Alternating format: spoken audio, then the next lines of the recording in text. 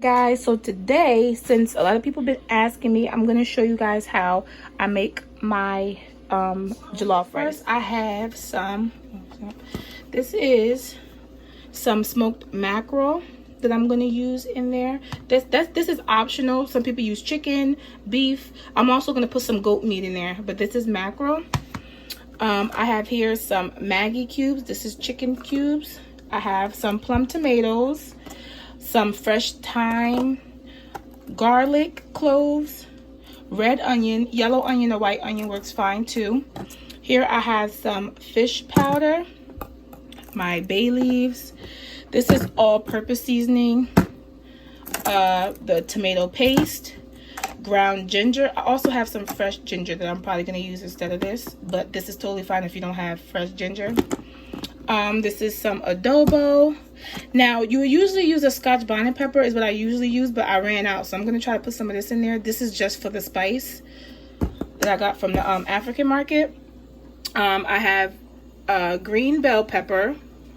Here is my mixed vegetables. I'm going to put vegetables in it. These are mixed vegetables as well. I'm going to use the rest of that first and then put some of this in there.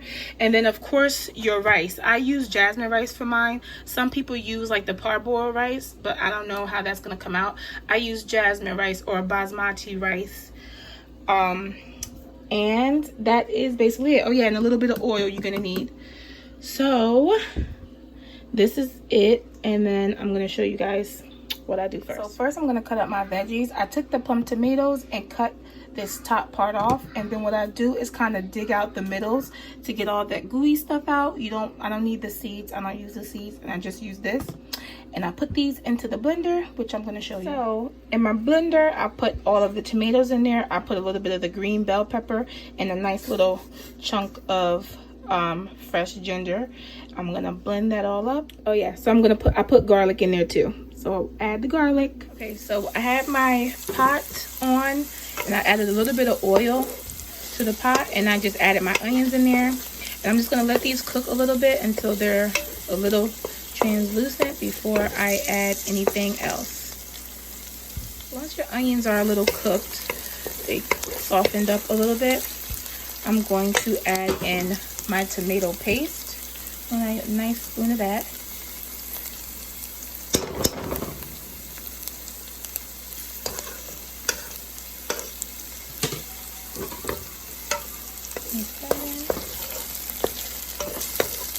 Now I add this first because the tomato paste kind of has a raw taste, so I like it to cook a little bit.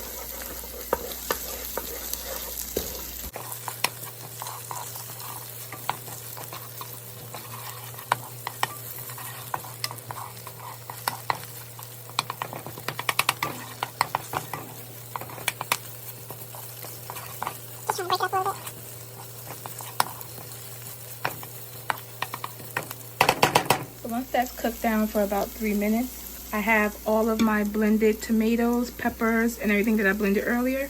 And I'm just going to add that all into the pot.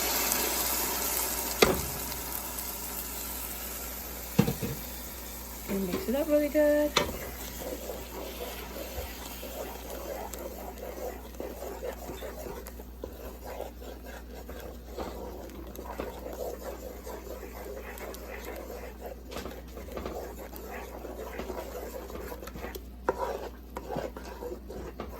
I have my son here watching me, trying to learn how to make some jollof.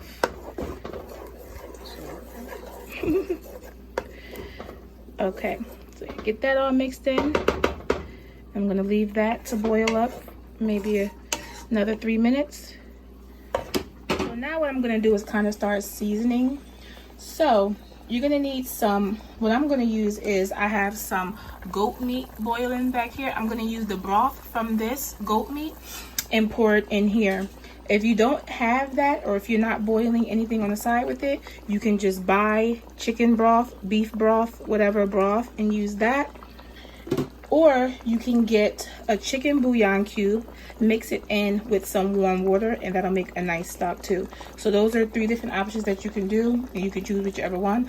But since I have that goat meat boiling back there, I'm going to use the stock from that because that's just going to taste better to me, and I might as well use it instead of letting it go to waste. So I'm going to add a little bit of that in here. Also going to add in a bay leaf, some thyme. I'm going to add in a little bit of this fish powder. I'm going to add in my chicken cube.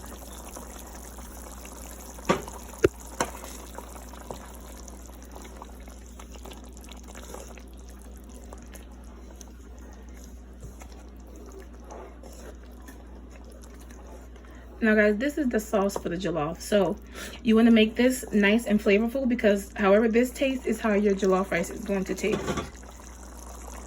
So I have my heat on about medium to low, and what I'm going to do is add in all of my mackerel.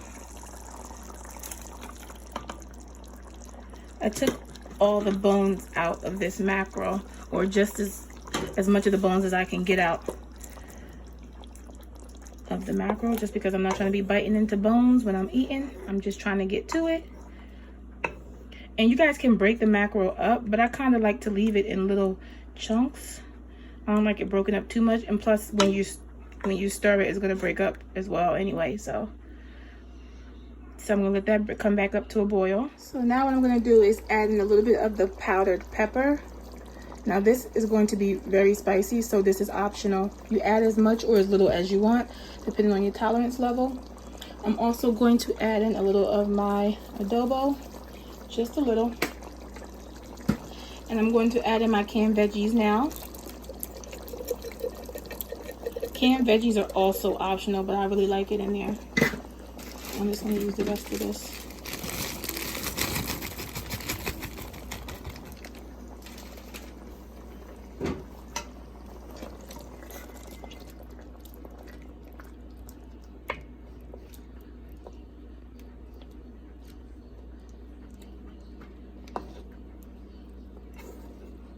Now, like I said, this is the sauce for your rice. So before you add your rice, you want to taste this and add whatever you want to add, whether it be more salt, whether it be more spice, whether it be whatever, chicken stock, because however this tastes is how your rice is going to taste.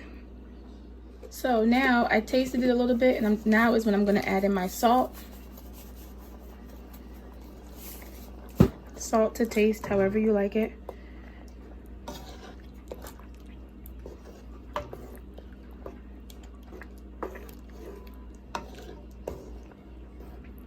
Okay, so you taste it and you make sure that it's to your taste, is how you like it.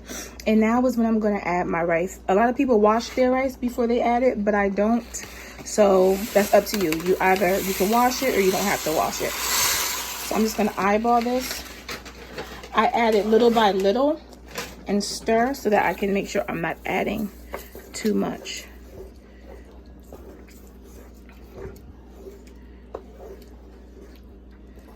So I just add mine a little at a time.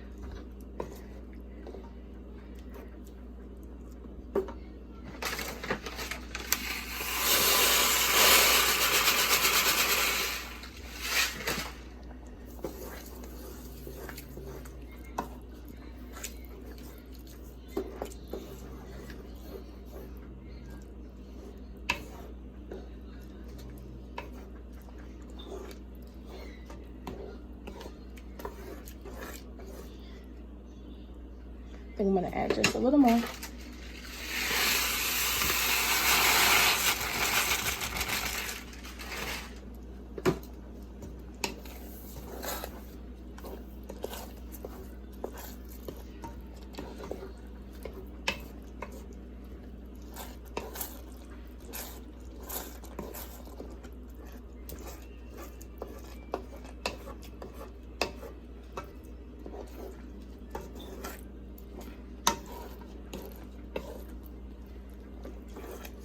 Okay, that looks good. So now what you're gonna do is, still I have my pot on medium low. You're just gonna leave this and let it cook. I'm gonna let it cook for about 15 minutes or so, and then I'm gonna come back and cover it with my plastic bag, and I'm gonna show you guys how to do that too. Again, I did it in one of my other rice videos, but I'm gonna show you guys just in case you did not watch that video. So I'm gonna let this go. I'm gonna cover it with the top. I'm Let it go for about 15 minutes and then I'll be back. Okay guys, so after about 15 minutes, I'm just gonna stir it a little bit. Now what I like to do is kind of stir from the bottom up. And you don't want to stir this like hard and like, you know, aggressively, because it's going to turn to mush. And the rice is going to be very mushy. So that's also why I like to stir from the bottom up. Uh-oh, it's getting foggy on me. Hold on. And kind of just like fluff the rice up. And you don't want to stir often either. You just kind of want to let it go and do its thing. So I'm going to stir it this time, and then I'm going to leave it to kind of do its thing for about another 25 minutes or so for the rice to get nice and soft. So what I do now after you stir it is you take a plastic bag from anywhere, Walmart, ShopRite, whatever, and you wet it just a little bit. And what you do is place it over just like that, fit it on there, and then you put your top right over that. And then what I'm gonna do is like pull this over so that it doesn't get, you know, burnt, because it will melt. And you just let it go. I'm gonna let this go for about another 20 to 25 minutes before I check on it. Again, you don't want to stir it often, and you don't want to stir it hard and aggressively, because it's gonna get mushy. You don't want mushy rice. And you want to turn your fire down low and just kind of let it go nice and slow so that the rice could dry out and get soft. So in the meantime, I'm frying up my goat meat. What I did first was boil it. Goat meat is very tough. So if you're using goat meat, you want to make sure you boil it first. Just put it in a pot, cover it with water, put a few onions in there, a little salt, and let it boil for about 30-35 minutes first. That way it softens it up before you fry it. If you don't boil your goat meat before you fry it, it's going to be very tough. You're probably going to break your tooth trying to bite into it. So make sure you boil it first. I still boil my chicken and things first, just because it makes it like quicker to fry. You don't have to fry it that long, you know, if you boil it first. So that's just a little trick that we do. I'm sure a lot of other people do it too. And like I said, if you boil your meat, you can use that broth. If you season that broth, put the onions and stuff in it and season your broth just like this, you can use this broth. This is nice broth that you can use in your rice. So I always save this. Okay guys, so it's been 20 minutes. I'm just gonna give it a quick stir again. You see how it's nice and dried now? It keeps fogging up. It's nice and dried. I'm gonna taste it to make sure it's soft. Now, if your rice dries up before it's done, that's what you can use that broth for. If you add plain water, it's kind of going to take the taste away. So if it's still a little crunchy, you can use that broth and just sprinkle a little bit in there, cover it back up, and let it continue steaming. So my rice is just about done. I am going to cover it back for just another 10 minutes, but I'm not going to add any more liquid. I'm just going to let it steam out for just like another 10 minutes. And then I'm going to show you guys the finished product. Okay guys, so I actually ended up letting it go. It was about 15 minutes. And now it is all done. And as you can see each, I'm trying to focus it for you guys, each grain of rice. It's not mushy. So like I said, do not stir it often and do not stir it aggressively. Like don't, you know, stir it all hard and, you know, whatever, or else it will get mushy. This is how it looks.